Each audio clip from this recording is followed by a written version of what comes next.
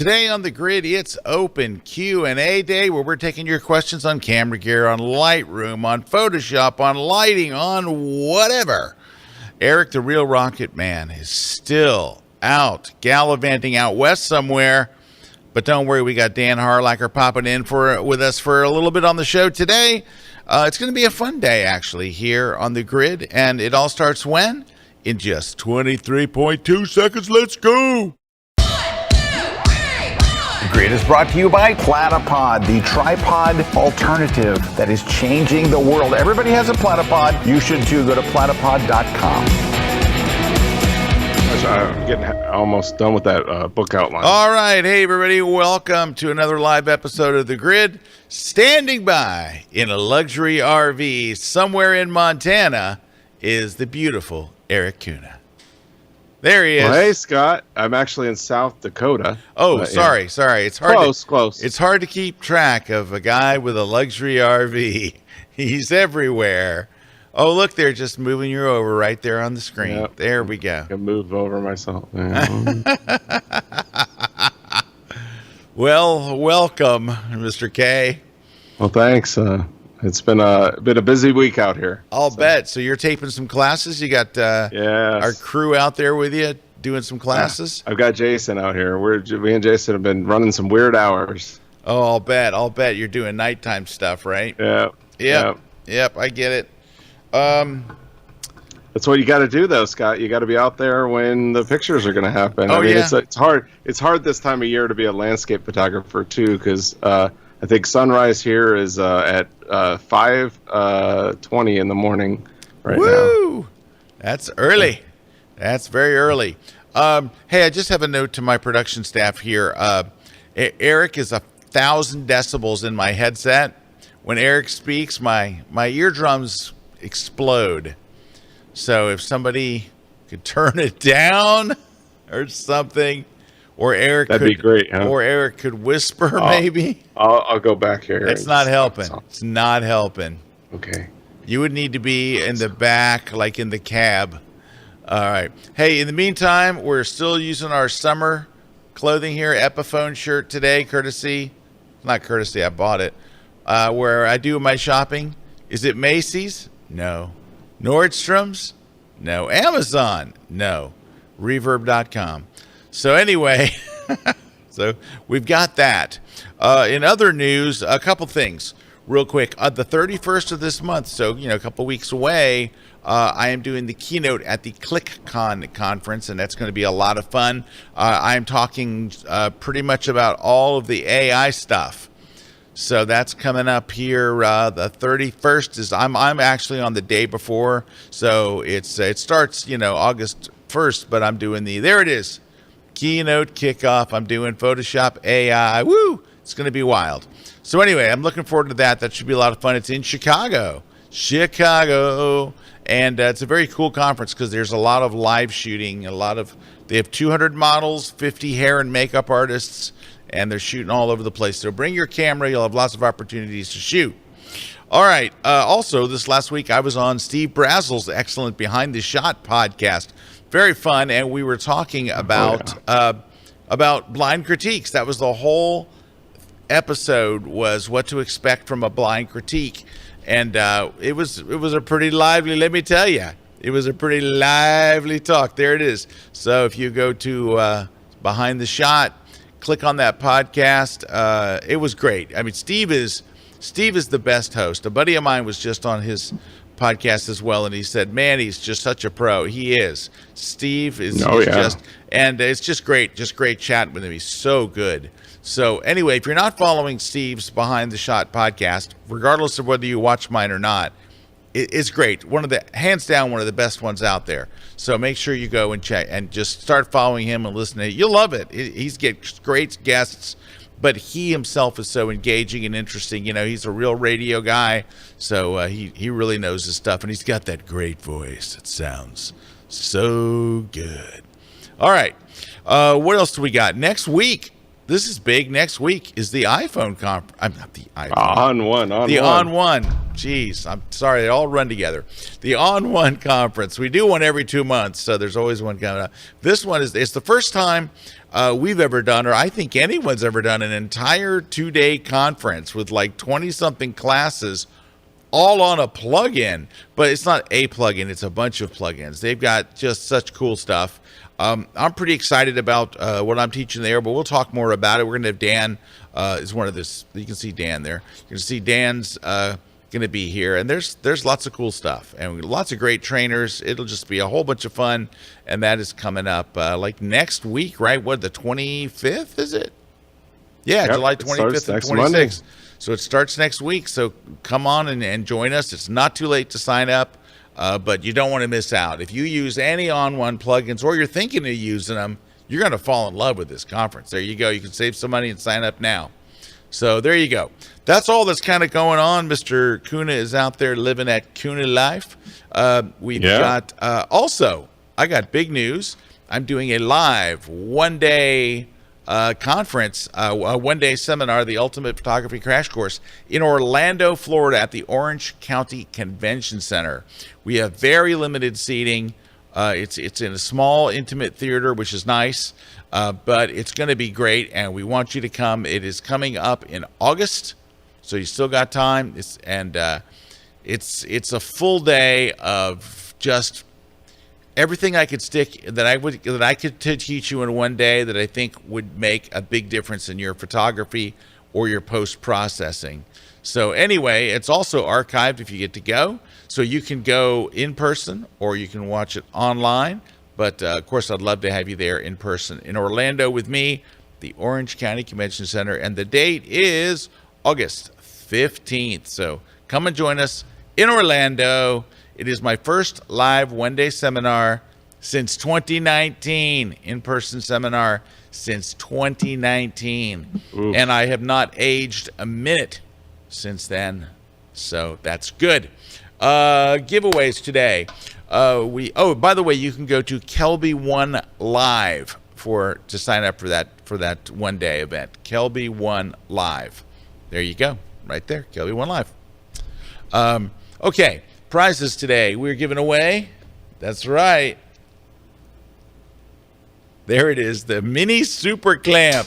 That little bad boy from our friends at Platypod comes in a little tiny box. We're also giving away a copy of my Light It, Shoot It, Retouch It book, which we'll be talking about that in a little bit because that ties into a class I'm about to do. My brand new Photoshop book, is it here? Yeah, it is. It's here. The Photoshop book for digital photographers. We're also giving away a V-Flat from our friends at V-Flat World. So make sure you check them out. The V-Flats are amazing. We love them. We use them here in the studios. This particular prize is U.S. shipping only. You can only ship it in the U.S. So if you're in Kyrgyzstan, we will not be able to send it to you. It's U.S. only. There is a discount though. If you want to buy one of their flats or any of their stuff, they got all kinds of stuff. Use the code Kelby10 at checkout. You get 10% off. Also giving away a copy of Retouch for Me, their Portrait Volumes app, and you can also get a discount on their stuff. So we're giving away Portrait Volumes today, so someone's going to win that. You can get a 20% discount on their stuff by entering the promo code Kelby120. So Kelby ONE 20. But you have to go to a special page. The special page is, oops, I just lost a special page. It is promo.retouch4.me. So it's promo.retouch4, the number 4.me. Promo.retouch4.me. You can get a 20% discount using Kelby120. All right, I think that's everything we're giving away today. Oh, no, we're giving away a copy of On One No Noise AI today. So On One No Noise AI, the new 2023.5 version, the latest version. And, of course, we're going to have Dan on here in a little bit because we're so close to the conference, and we'll see if we can get Dan to answer some Q&As today, too. That's a nice picture right there. Okay, so today's open Q&A day on the grid. You can ask us anything about camera gear, lenses, photography, lighting, and we will make up an answer for any of them. Hey, what I didn't mention was, how do you enter to win a prize? Erik, tell them all about it. How do you enter to win? Well, that's easy, Scott. All you got to do is anywhere you're watching the show on social media live, if you're watching on our Facebook, you're watching on YouTube, you're watching on our Kelby One site, just leave us a comment in the comment box. Tell us what you want to win, because we want to know. We don't want to send you something that you don't want. And then also ask questions in there. That's what this whole show is about. We're, like Scott said, we're going to answer your questions. So any question you'd have, including chicken sandwiches, we're pretty up to speed with that. Yeah, dude, we're all over chicken sandwiches. If you need to know where to get a chicken sandwich in your city, we probably know. All right, I'm just looking for something here while we're talking. Oh, there we go. We can do it. Okay. So, first off, I want to say, Erik, Jeff wants to know Janie wants to know if the smoke is interfering with your shots. So we do have smoke on occasion, but we're not having. I did have 2 days out here that the smoke did interfere with my shots 100%. I was actually going to go out to Devil's Tower, Wyoming, and couldn't because it was just too bad to go out. But recently we've been having like just a little bit of smoke or haze, and what's nice about a little bit of smoke is that it makes the stars and the Milky Way kind of, it's like putting a filter in front of it where it kind of glows and kind of bloats. It makes your stars bloat. And a lot of times that looks cool. So it's actually doing okay. All right. Jeff wants to know, he says, I'm curious about the resolution and size of prints when shooting from your phone. Okay, great question. So Jeff, as far as like resolution and size goes, it really depends on how big a print you want to make, which it always depends on that. However, and this is going to sound like I'm setting you up because next week is the On One conference, but like, for example, my wife writes for a British magazine and she writes articles for them on iPhoneography. Well, they will send requirements. They'll say, we need it X big, and they need it pretty large. It's going to go in a printed magazine. So she'll send me the photo. I can go into On One's resize AI.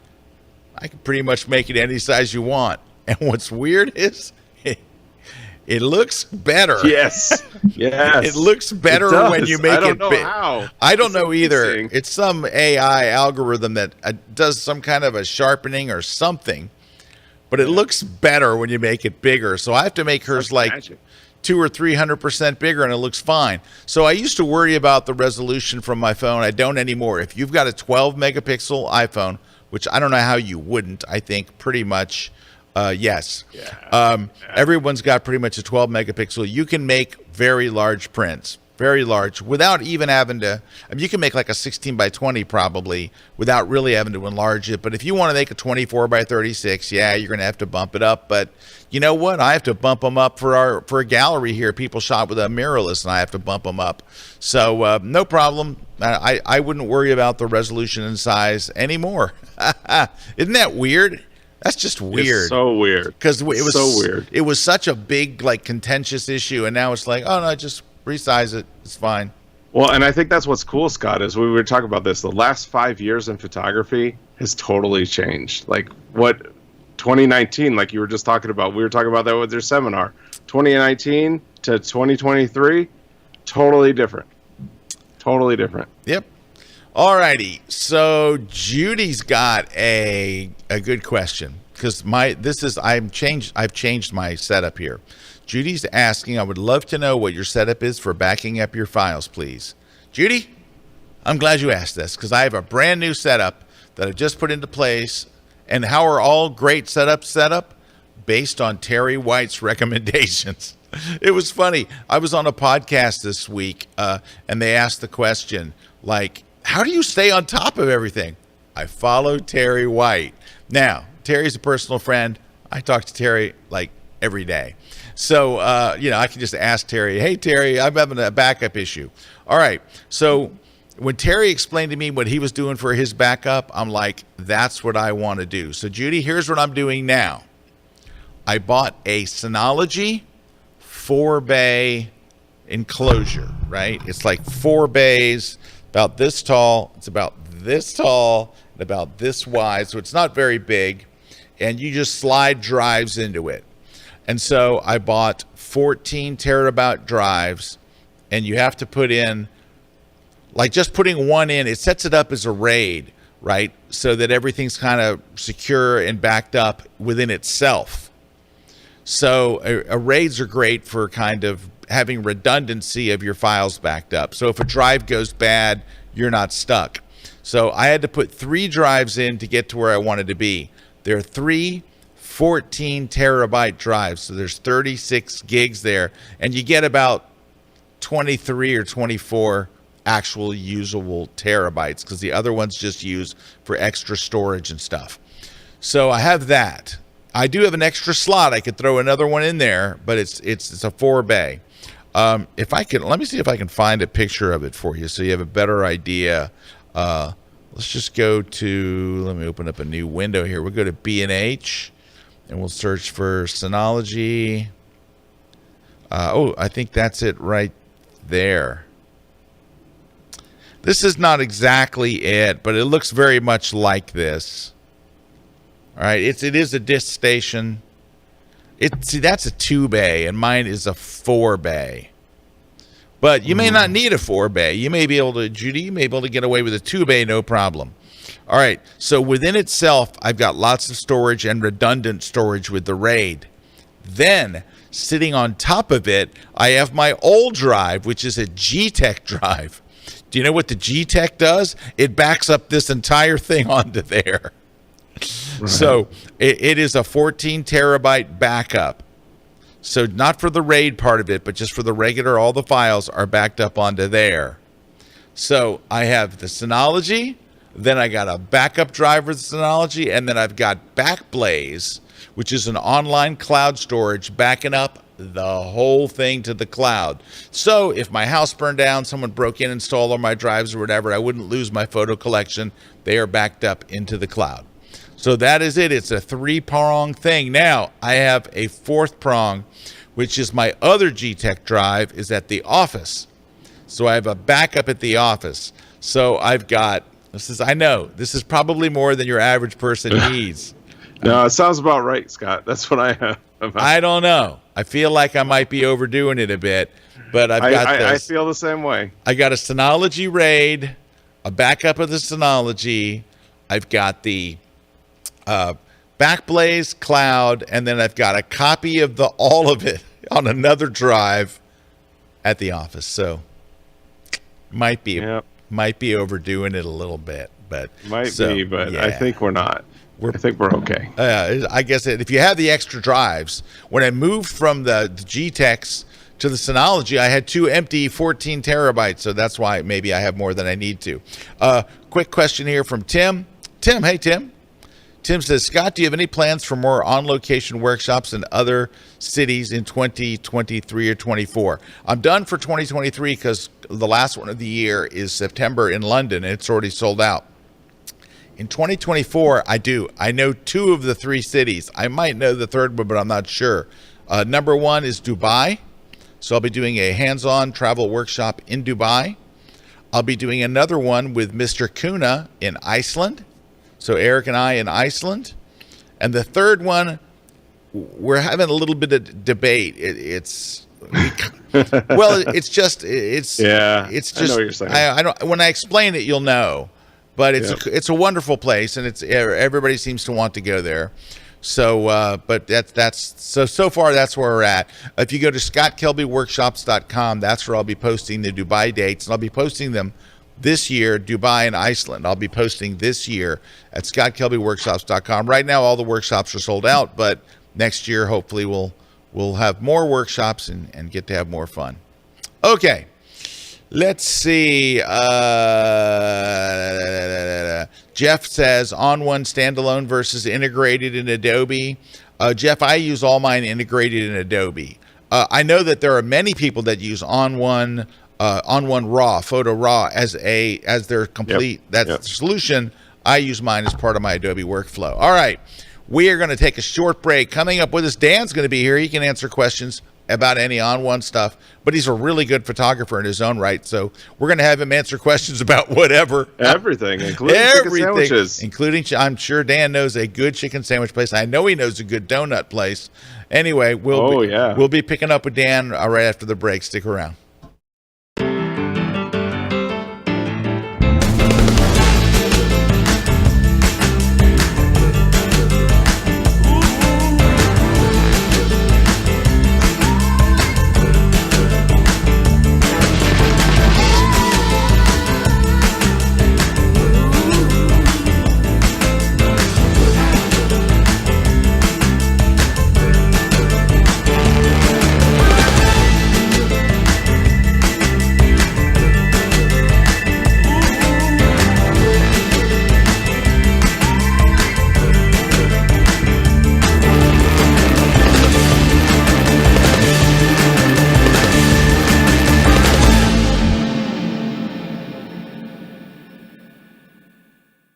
Have you seen the latest version of Photoshop? It is the most mind-blowing version of Photoshop I've seen in 20 years. Adobe has taken AI to a whole new level, and it has taken Photoshop to a whole new place. This will change the way we all work from now on. There's an amazing remove tool. There's new live gradients. There's adjustment presets. There's this little floating panel, this contextual taskbar. But none of that compares to the magic, the actual magic that is happening. Got a brand new class where I cover everything. What works, what doesn't, how to make it work for you, how to incorporate it into your workflow right now and start doing things you never thought you'd be able to do. It is going to blow your mind. Come and check out my brand new class, Getting Up to Speed Fast on the AI-powered May 2023 Photoshop upgrade. It's exclusively at kelby1.com.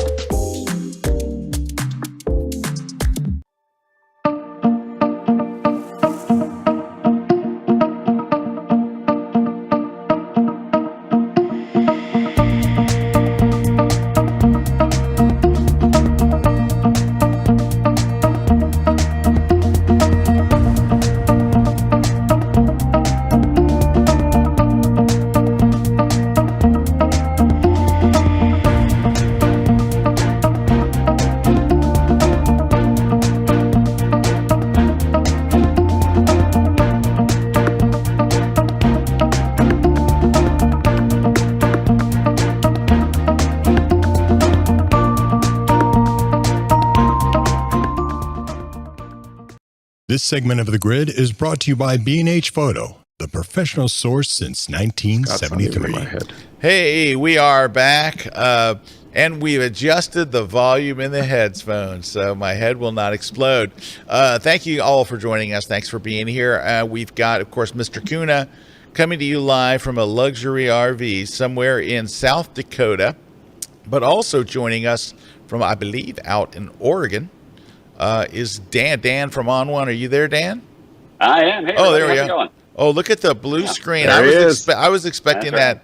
He's got a cool office that he works out of, and I thought we're going to see that. And now he looks like a driver's license photo. In Florida, that background means you're over 18, so we can give you a beer or something. I don't know.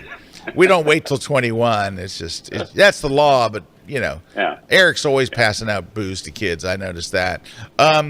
Anyway, welcome, Dan. So we had Dan on today since next week is the On1 conference, and he can answer questions about any On1 stuff. But he's also a photographer, so we're making him answer all the questions, and some of them are very hard. So for those of you who are watching, it's open Q&A. We're answering questions about anything, about post processing, about obviously On1 plugins because we got Dan here.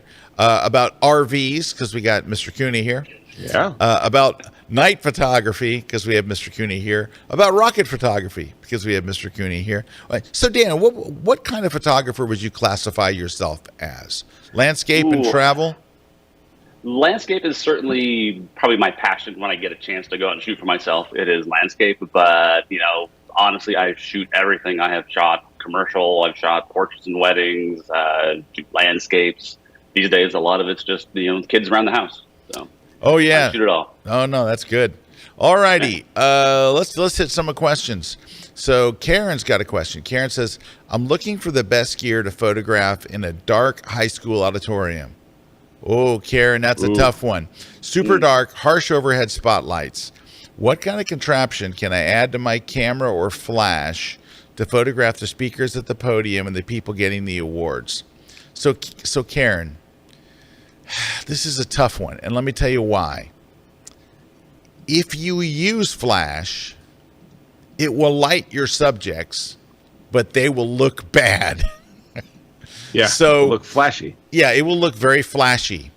And what I would say, if it were me, Karen, I would try to get away with maybe renting a camera that shoots really good at high ISOs and just making it bright enough to where they're lit, because when they're in this gymnasium, right, they're not going to be in the dark. Like you said, there are lights, there are overhead lights, but it's not great lighting, right? So, and they may even have spotlights on the speakers, which they often do. I'm telling you, unless you were shooting, well, even if you're shooting, well, I would try not to shoot with a flash. I would try to increase my ISO to where the people are lit, even if I have to bump up my exposure compensation to where they're lit by the available light. If you wind up using flash, it's going to bring a whole level of pain to your whole thing. And I don't think you're going to be happy with the results. Will the participants be lit? Yes. Are you going to be disappointed with how the photos look? Yes, you are. Now, there are people that have done event photography for years that have really got it down and they've got their whole thing. But it's tricky and it's tough, and it's something that takes a lot of experience with flash. You can't just walk in, I'll buy a flash and stick it on your camera and hope to get good results. I know that's not very helpful, because I know what you wanted was, buy this flash and buy this bracket and do this and do that. But if it were me, well, to piggyback off of what you're saying, Scott, that's one of the things is now with these AI noise reduction tools that, we really don't have to worry about pushing those cameras up. Everybody I shoot with anymore, that just have such a problem going into that ISO, it's like we fear it so bad and we don't need to. And that's where sometimes just bumping up your ISO, like 3200, 6400, or 6400 ISO, it'll do the trick. And then with these noise reduction tools, if you have a properly exposed image, it does very well at removing that noise. It's almost like it's counterintuitive, because a lot of people will shoot at a lower ISO and then try to increase their exposure on the raw file. They end up adding more noise than if they just bumped up their ISO, shot it at a proper exposure, and then use one of these noise reduction tools to remove that noise and sharpen. That was a great point. So Karen, here's what I would do. There's a company called Lens Pro To Go. It's LensProToGo.com. They will rent you a great camera and a 70-200 f2.8. You're going to want a lens that's pretty fast, at least an f2.8. But if it were me and you called me and said, I need you to do a gig and it's in the school auditorium, I've got flashes, I got lights, all that stuff, I would do what Erik said. I would bump up my ISO and then I would clean it in ON1's AI, no noise AI. That's what I would do. Yeah. I would do it. And Dan knows that I didn't use that plugin for a while. It was just Erik using it. And then I shot in New York. Erik and I did some night photography, and son of a gun, that thing works miracles. And now I'm a believer. So I'm one of Justin Bieber's followers. I can't remember. Anyway. Well, it's got another thing that's cool with no noise is you can also add tack sharp on the end of it, so you can remove the noise and then sharpen it. It's money. All right, Dan, what do you think about Karen's situation as far as shooting in that school auditorium? I think your advice is spot on. The one other thing that I would probably do is the color temperature of those lights can be very sketchy. You have no idea what you're going to get, and color correcting it can be a challenge. So if you can be there a few minutes before it opens, put a gray card on the podium, shoot that shot so they have something you can neutralize against, And then you can just click on that, whatever raw processor you use, you'll get consistent color across the whole job, and it'll save you a ton of work if you do that. Wow. Yeah, great. That's great advice, because you're right. The lighting in gyms, they've got those, and they also, sometimes the lighting changes, right? They have that. Now, there's cameras that will now, like I know, like the Canon that I have and the one that Erik has, they actually have a control in there for those light flickering.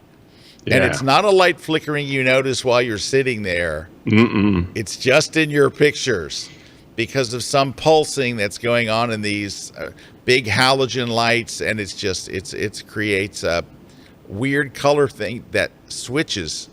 So that's a good idea if you can stick. It can be really hard to get that pattern from them too. So you have to watch your shutter speed. You got to get it below the sync rate of those new LED lights. It can be tough. Yeah. You know, a lot of times it's like a 200th of a second. It's like right where you want to be. All right, so I don't want to beat poor Karen to death, but Karen, just so you know, a gray card, you can buy them from B&H. It is just, and you can buy one. The one I use is from Lastolite. It's a little folded one, and it pops into a gray square about this big, and you just take a picture of it at the podium, and so then later you know exactly what gray is supposed to be. So you take your your white balance eyedropper in either Camera Raw or Lightroom, and you click it on that gray card, and then it sets the gray for that picture. Then you're going to apply that same amount of whatever that amount is. You're going to copy and paste it of that white balance to all the rest of your photos. So it sounds like it's complicated, but it's not. It's really, really simple.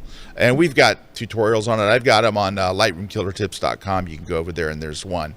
Holy cow, here we go. We got lots more. Tomster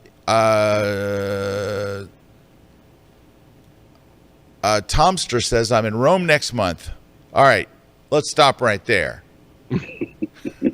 Congratulations. I love Rome. I'm already jealous. Yep. All right, Tomster, before we get to your question, here's what we need to do. You need to go to this restaurant. It's the best restaurant in the world. And it was just named. It's one that somebody turned me on to years ago. I go there every time I'm in Rome. I just saw it listed in the top 10 restaurants in the world, but it's go to Mimi E Coco. It's MIMI, the letter E, and Coco, COCO. I'm telling you, I've sent lots of people there. They come back with their minds blown. It's incredible. It's not overly expensive. Incredibly charming place. You will love it. Make sure you get reservations. It's very small. It doesn't seat a lot of people. Best restaurant in the world. Okay, your question is, so I'm doing an indoor cathedral with a 2-shot panorama on a platypod. Will the tripod leveling help, or is it unnecessary? Nah, you don't need it. You're not going to need it. Because here's why. When you do a pano, right? If you're in Lightroom or whatever, Photoshop, whatever you're using to put it together, it's going to tweak it anyway. It's not, you're not going to have two perfect squares that come together. It always shifts it. You've got all these gaps and stuff. Do not go through all that trouble. Just get a regular old head. You don't need to do any tripod leveling or anything. Just get it reasonably close and it'll be fine. I wouldn't. Dan, thoughts, anything? Yeah, I would agree. There's so much correction built into the algorithms for doing pano stitching that you'd probably be just fine. Although, to be honest, I shoot up my panos on my iPhone now because it's just so darn easy. So. I do the same thing. I'm telling you. The truth. Well, guys, this is what people forget about the panos. The panos you shoot on an iPhone are higher resolution. Mm-hmm. If you want to print them, you can print a canvas that's freaking super long. And on an iPhone. So yeah, I shoot most of my panos today on an iPhone. So there's that. I think a couple things with the panos. One is turning the camera vertical and doing the panels gives you more of that resolution. But there is a device, just a rail that you can buy that will move your lens back to that focal point, so you can kind of turn it. And that does help. It's like $20, and it's just like a nodal rail. It's $20 on like Amazon. But again, to your point though, do you really need it? No. But if you want to nerd out on it, I'll nerd out on it with you and talk about nodal points and all that stuff. Don't nerd out. I No. don't do it. I do what Dan's talking about. I use my iPhone because it's done for me. It's a high resolution file and it looks great. And it's already cropped and everything. Yeah. Yep.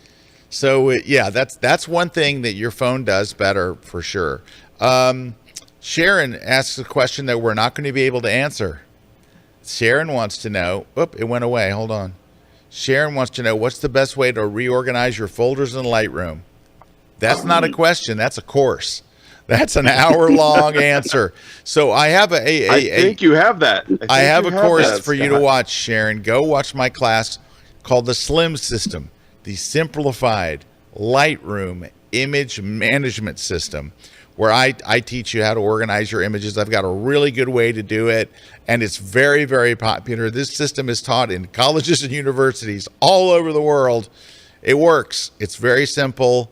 That's it, my simplified image management with a picture of Rome, by the way, a little picture of Rome right there. So anyway, go check that out. It's very complete, and you'll get it. Okay. Next. Marcy says, I took an indoor shot of my piano yesterday. I put it through On1 No Noise AI, and the result is amazing. Thank you, Marcy. Thank you for sharing that. That's great. I got a question for you, Dan. This is from Drew. Mm-hmm. Drew says, in On1 Effects, I know how to move and resize an effect like a starburst or a lens flare. Are there any plans in the future to allow for both reducing and increasing the size of an effect?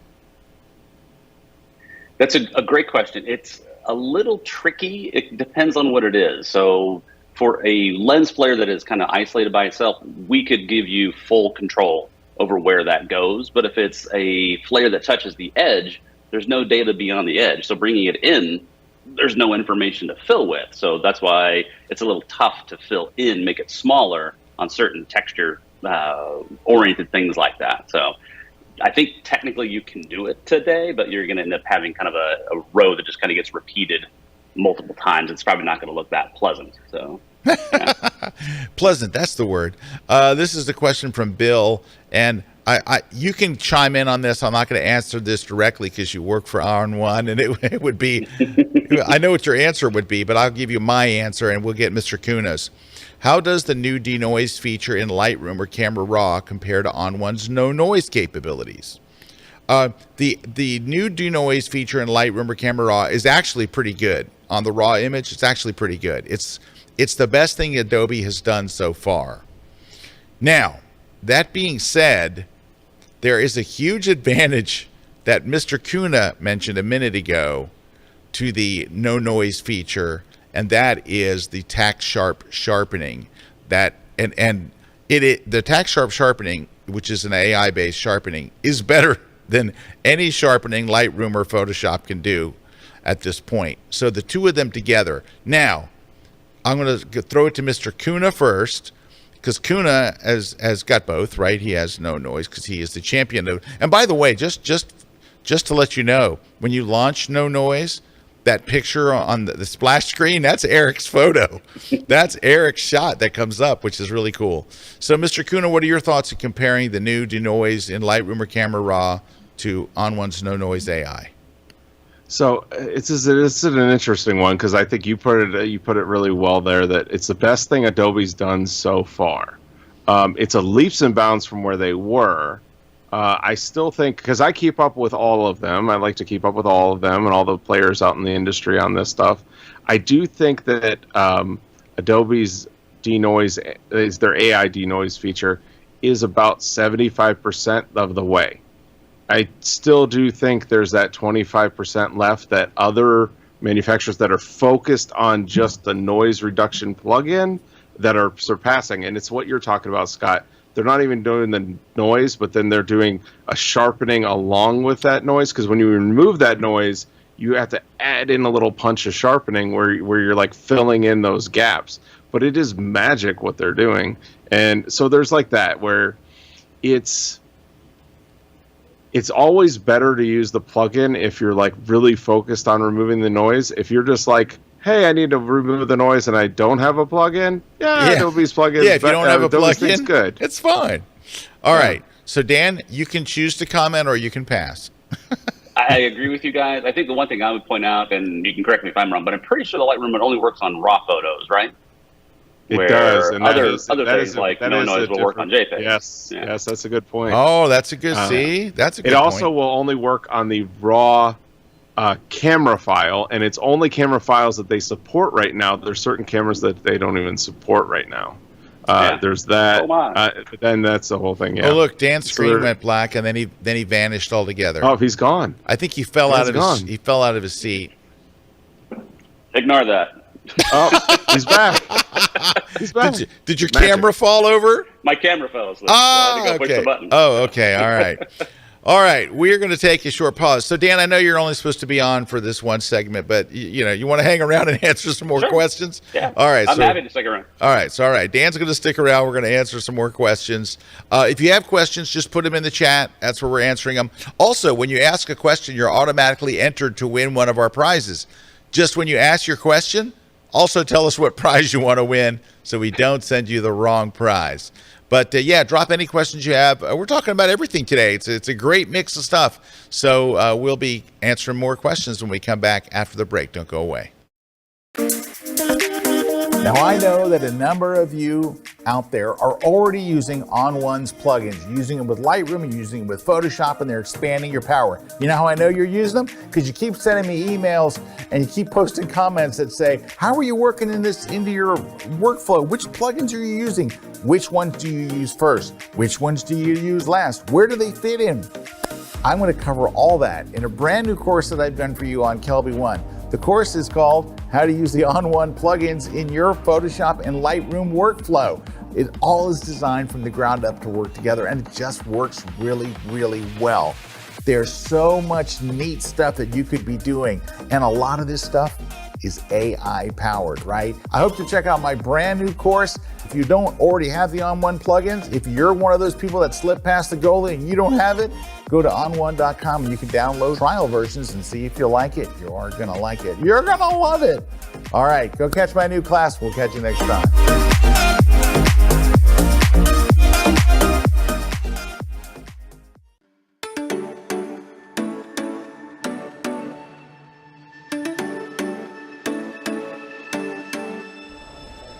You know what you don't want to worry about when you're on vacation? Backing up your photos. You don't worry about organizing or backing them up, or what do I do with them when I get home, and how do I merge everything I did on my laptop with my computer at home?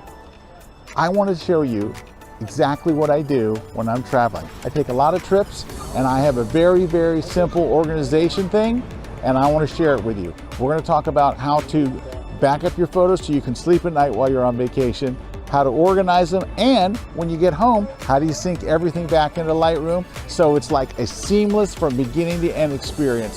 It's going to make your vacation better, it's going to make you sleep better, you're going to have a great time. It's called How to Back Up and Organize the Images from Your Trip, and it's exclusively at kelby1.com.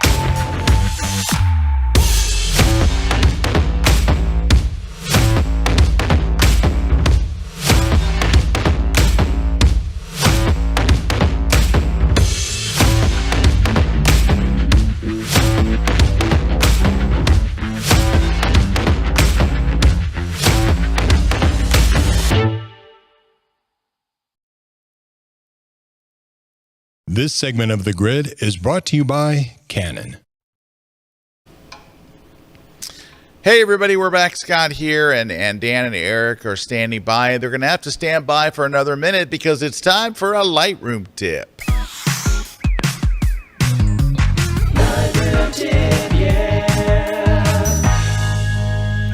All right, this tip I'm going to give you is going to sound like a printing tip, but it's not. It's a tip for making JPEGs. And this is one of those things you can share on social media or whatever, and people seem to just love it. And it is a multi-photo layout, but you're going to build it in Lightroom Classic's print module. Why can't we build it in regular Lightroom Cloud's print module? Because there is no print module. Why? Because it's for children. Okay, back to our story. Don't laugh at that. That's bad. It was a joke. It's just a joke. Anyway, let's start by taking a look here on screen, right? Okay. So here we have some images, and I want to make a multi-photo layout. So I'm going to select them all. We're going to go to the print module. Just remember, we're not doing this for print. We're going to share this on, social media, and we're going to share it on our websites and whatever. We don't need to see that. Okay. So I just chose like the maximum size image here. So here's the thing that makes multi-photo layouts so great. While you're making the adjustments, it all happens live. So you're in the print module, and you can see it's important to select all your images first. There they are. They're all selected, all 9 of them, right? Look in the film strip. Go over here to the layout panel, and you see where it says rows and columns. You can choose how many rows and columns you want. So you could say, okay, I want 2 rows. Well, that's kind of boring. 3 rows. No. Well, that's really not bad. But you could go to columns. You could add 2 columns. But do you see how as I'm dragging it, you see it happen immediately? Now, why did they all turn sideways? Because I have rotate to fit on there. We don't want that. Let's turn off rotate to fit. And in fact, let's do, I want to make them square. So let's keep these square. And we're going to go, now we're making 4 by 3. Let's do 3 by 3. So we have 9 images. All right. Now you can control the margins, so you can move them in from the sides. You can also control the space between them vertically or horizontally here. And let's bring the bottom up. I like to bring the bottom up so I have room to put my name or whatever down here. And you can decide how big you want them. Again, you're controlling the space between them here. And actually, I'm going to turn off keep square so we can be a little more aggressive with our layout. Let's lower the right side, left side. You can pretty much put them however you want. But it's live, and it all happens right here as you're working on it. So that's what I love about this. You can position these things wherever you want. You see it live. And then if you want to add your name to the layout, you can just go down here to the page layout, turn on identity plate, and then in the corner over here, you can choose to edit, and you can write whatever you want in there. So I'm going to use a text, and we'll write Scott Kelby photography. Now, there's no way to add space between them. So, because I want it to look a little, first let's choose a better typeface. That typeface is killing me. Let's choose Railway, which I kind of like. All right, we're going to go with Railway Regular, and we don't have to worry about the size really because we can change that later. Here's how you have to space it. You have to double click or add like multiple spaces, like 1, 2. Move your cursor 1, 2, 1, 2, 1, 2, 3. I put between words 1, 2, 1, 2, 1, 2, 1, 2, 1, 2, 3, 1, 2. Isn't that nice? Elegant. Yeah. And wasn't it Adobe that created digital type? Wasn't it them? Here it is, 2023. We're having to use the space bar. And then it sticks it in the middle of your photo. There it is. I know it's ridiculous. It honestly is.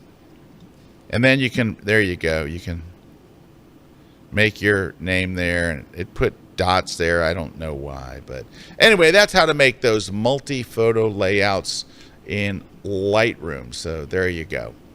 Ta-da! Awesome. Hey, Sam. Awesome. Sam's got a nice comment. Yay! I bought Scott's Lightroom book and I'm working through it now. It really is quite helpful and comes with sample files and some nice presets. Thank you, Sam. Thank you, Sam. Yeah. By the way, anybody that writes anything like that, we read it. Anybody. It's amazing how that happens, Scott. Anybody writes anything like that. All right. Okay, Marty's got a question for Dan here. All right. Well, this isn't right. Okay, Marty says with On1 keywords, when I import the keyword metadata, it overwrites my previous Lightroom edits. Am I missing something, or should keywording be done only on newly imported files as a first step? Dan? So there can be some tricky order of events that can happen, and there's actually a knowledge base article on our website that will talk about that.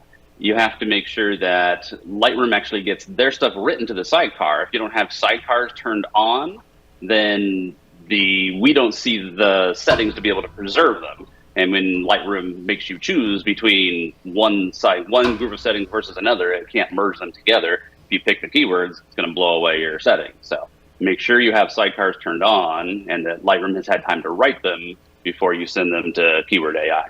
What if you're shooting a JPEG and there is no sidecar? Then you have to embed your metadata from Lightroom first. I'm not sure what you mean by that. I think it's called save metadata to photo, I think is what it's called in Lightroom. Okay. There's a command that writes it in there, so yeah. Right.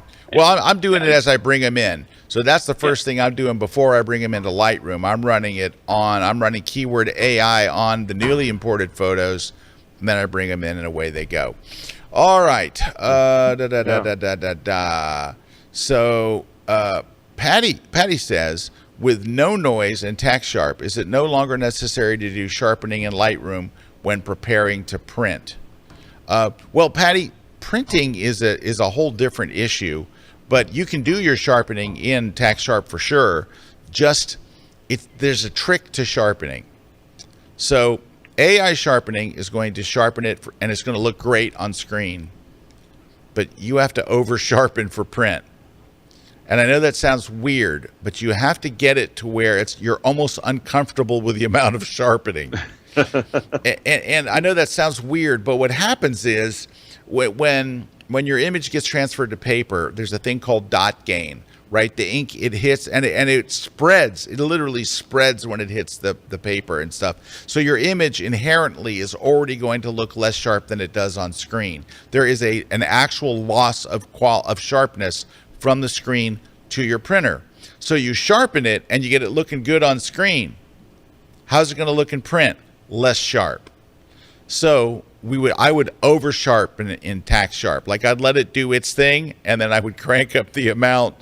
And generally the way I do it is if it starts to look, ooh, that's too much, it's probably just right.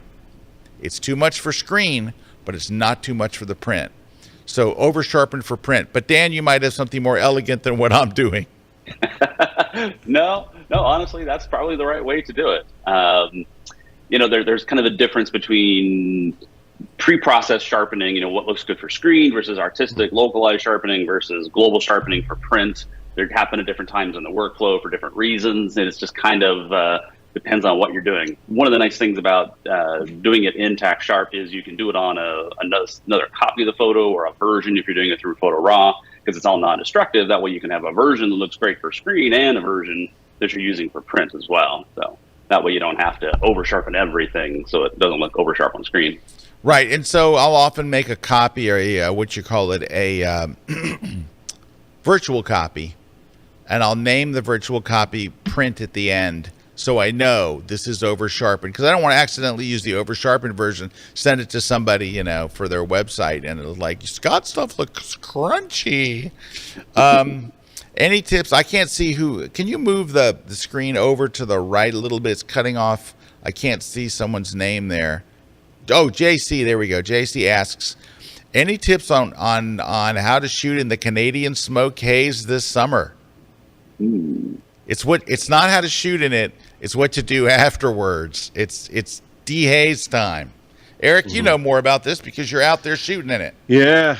I mean, one of the things you gotta with dealing with haze is if you underexpose a little, it will cut off a little bit of the haze. Underexposing a little. The other thing is making sure when you're shooting that your subject isn't far away. So if you're shooting landscapes, that you have a more prominent foreground element that isn't going to be affected by that haze. Or sometimes, like the other day, it was funny because you're in the mountains over in like the Black Hills, and it looked like the Smoky Mountains in, you know, what would happen in the east. So sometimes using that haze to kind of as your advantage to make it look like fog almost.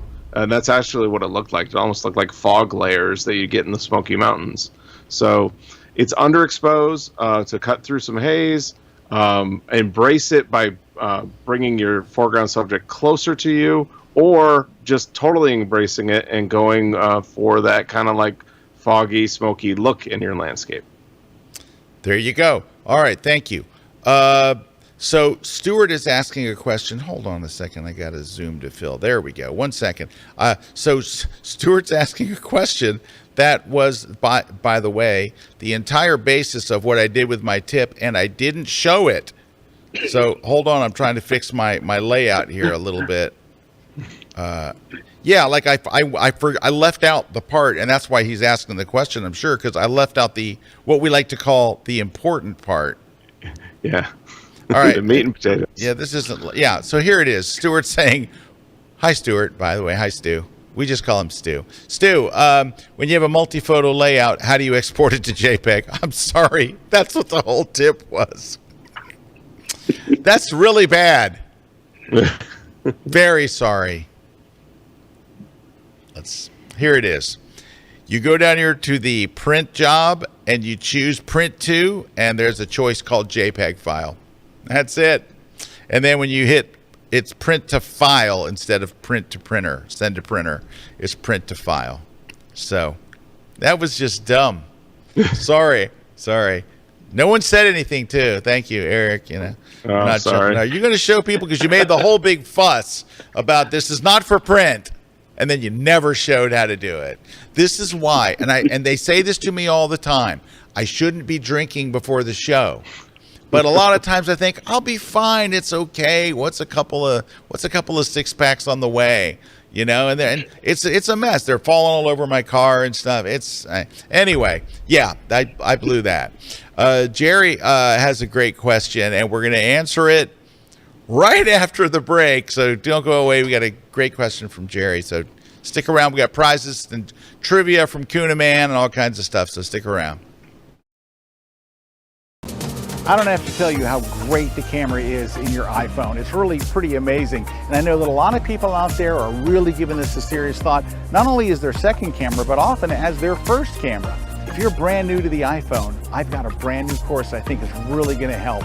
I'm going to cover 20 different techniques, stuff that you need to know, how to set up your camera, how to get the most out of it, and it's really going to make a big difference. It's going to make you fall in love. If you liked your phone camera before, now you're going to love it. We're going to cover a lot of ground. We're going to be on location. We're going to have a lot of fun. I hope you come and join me, and it's exclusively here at Kelby One.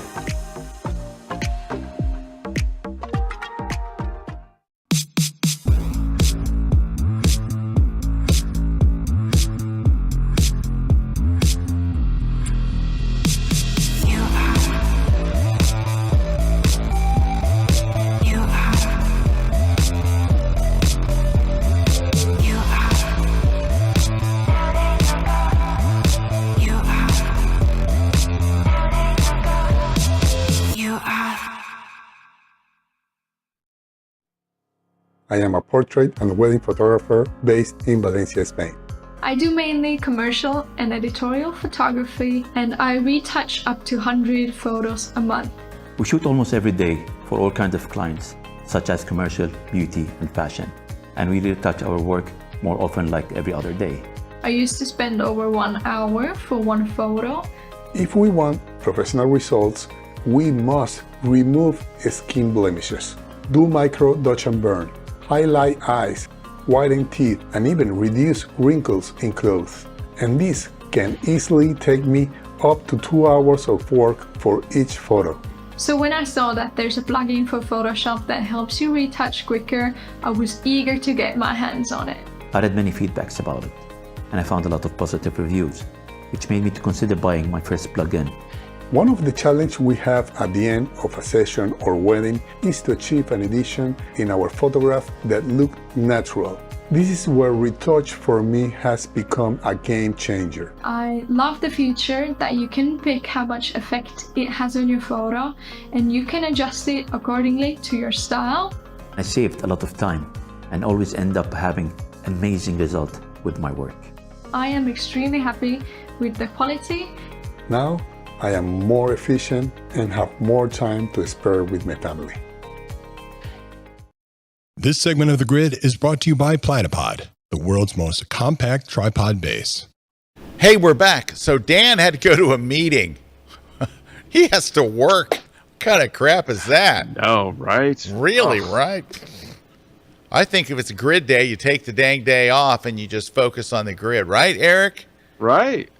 And what I would recommend for all of our guests to do is to go to a luxury RV, and that's where you broadcast from. Oh, yes. Oh, yeah. All All the right. time. All the time. All right. Speaking of luxury RVs, Mr. Kuna, is it time for a trivia question? Yes, let's do it. So, trivia question today. It's playing the cool trivia graphic. There you Oh, go. yeah. Here you go. Here he is. All right, Take it trivia away. question for today. Polaroid cameras, instant cameras, they're invented in 1948. Who invented the Polaroid instant camera in 1948?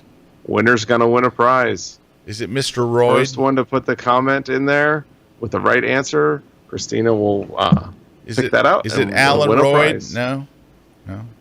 All right. Uh, All right. While we're doing right. stuff and playing catch up, how about a Photoshop tip? Let's go. That was the cue.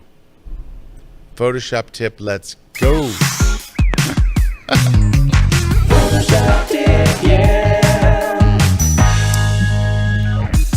Oh, I hope Jason's watching this. So Jason, who's usually our director of the grid, is out with Erik out there, and he's seeing, and there's a different Erik in the control room today, missing cues and switching cameras at arbitrary times. Like that. Wow. Jason's going to write him up when he gets back for sure. All right, I have a Photoshop tip for you.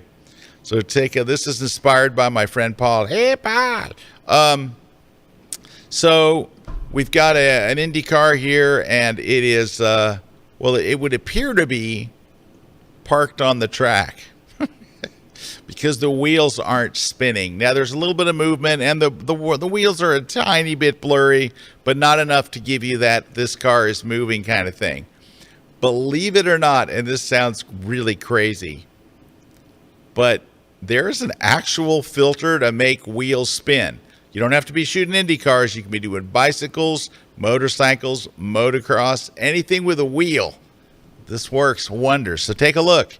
If you go up under the filter menu, under the blur gallery, there is a thing called, look right there, spin blur. Is that crazy? Hold on, let me do the spin blur. All right, so you just choose it, and it makes this big circle.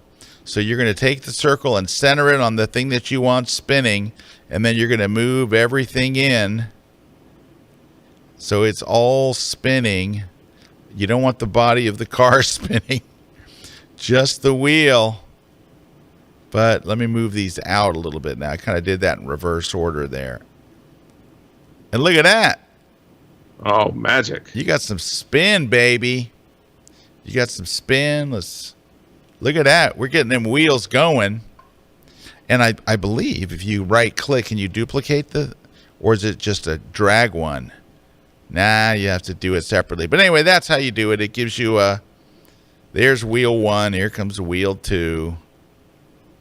Put this in your wheelhouse. What?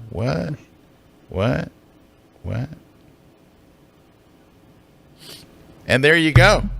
That's it. Neat. Your wheels are a spinning. So there's undo, parked on the track, redo, zooming fast. There you go. So Wow. I know, it's kind of cool, right? That is really cool. Little known Photoshop tip. All right, we have one more question. This is from Jerry, and then we're going to have to go.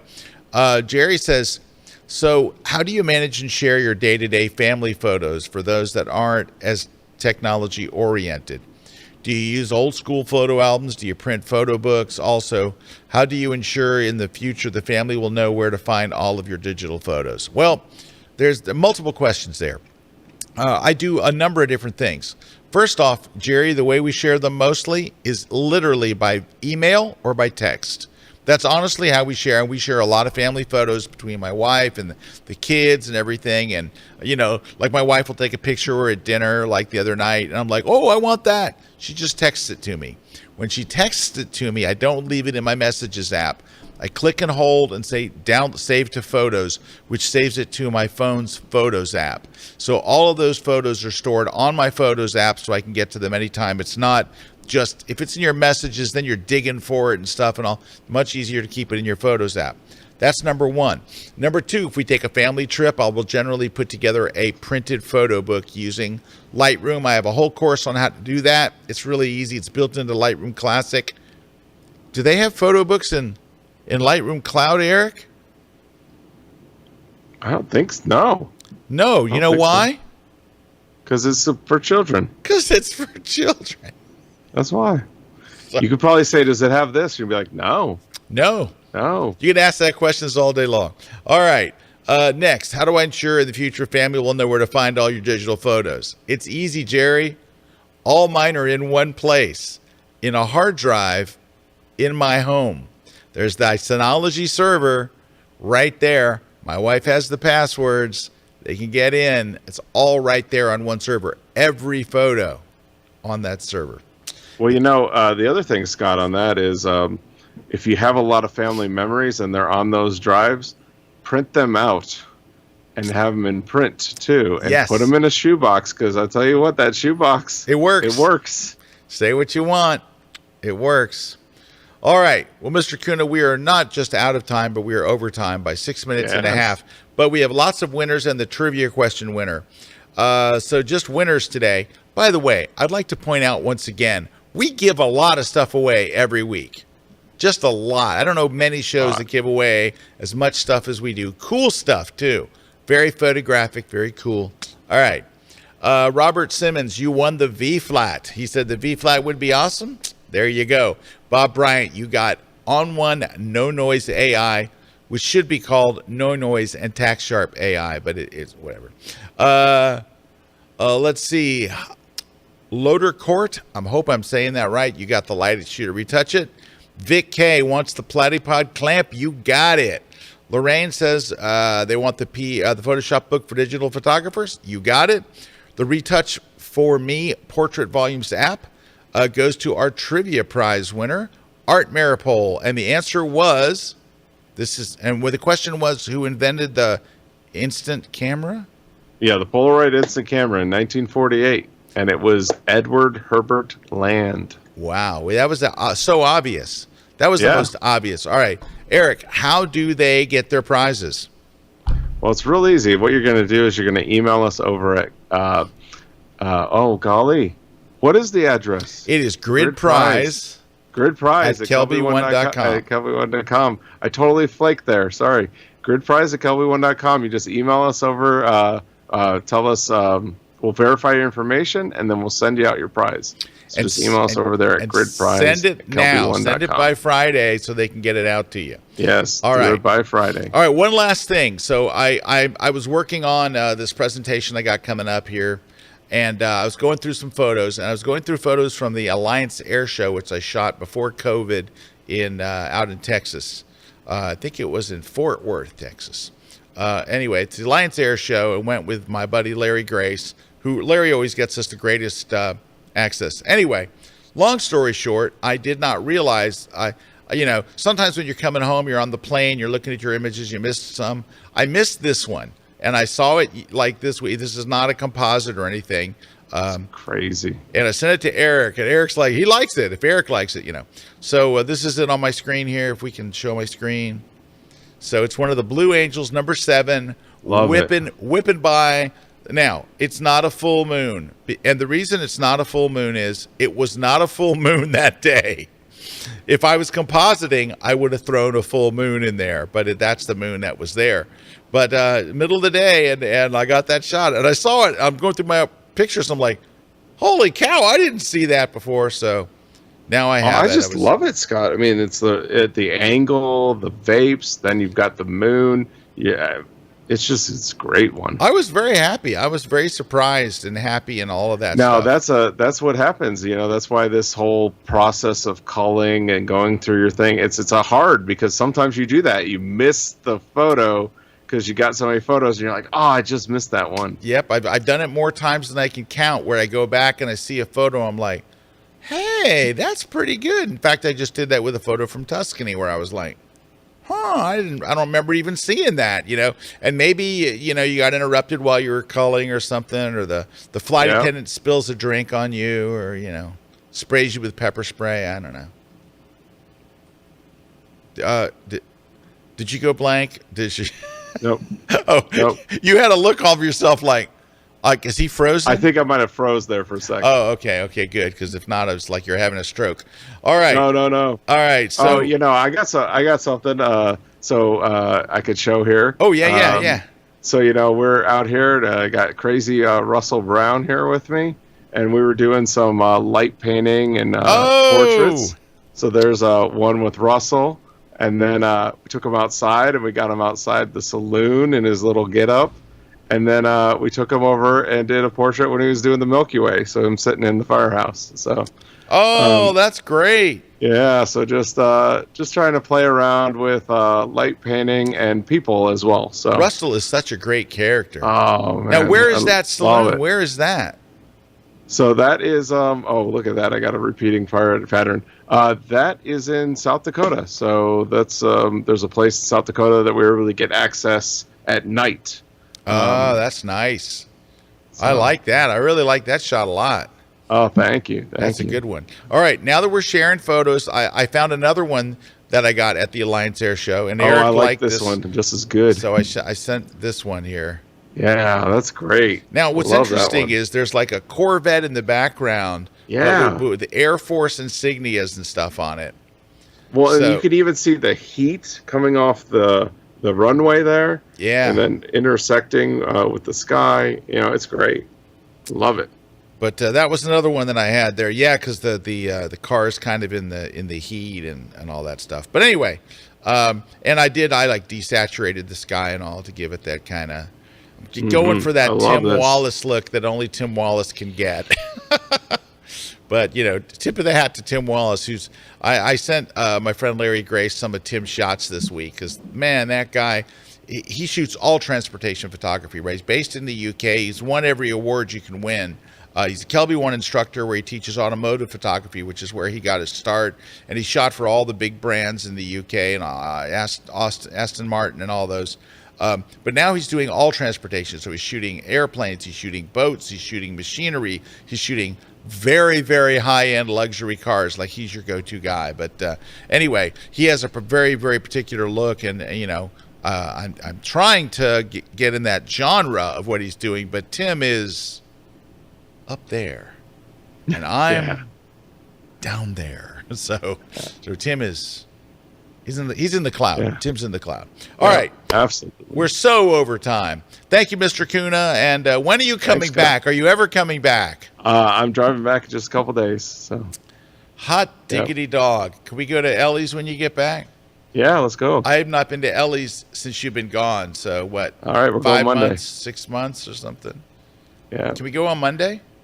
Let's go Monday. All right. Okay. If you want to meet us up, we'll be at Ellie's on Monday. All right. Everybody. All right. Drive carefully. You got a long drive home from South Dakota to Tampa.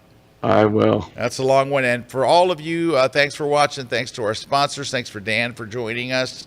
And we will catch you guys next week with a in-person Kuna, like right. Well, actually, we won't be here next week, Scott, because we will be at the conference. That's right. But we will be together at the conference, so you can always come join us at the On One Photographers Conference next week, July 26th, 27th, or 25th, 26th. Let's go. Thanks, everybody. Thanks to our crew here, and except for Erik in the control room. And he switched back in the middle of one. Oh, my gosh. Beautiful. I'm going to be with Jason later. He's going to be totally It's going to be bad. It's going to be a bloodbath. Take care, everybody.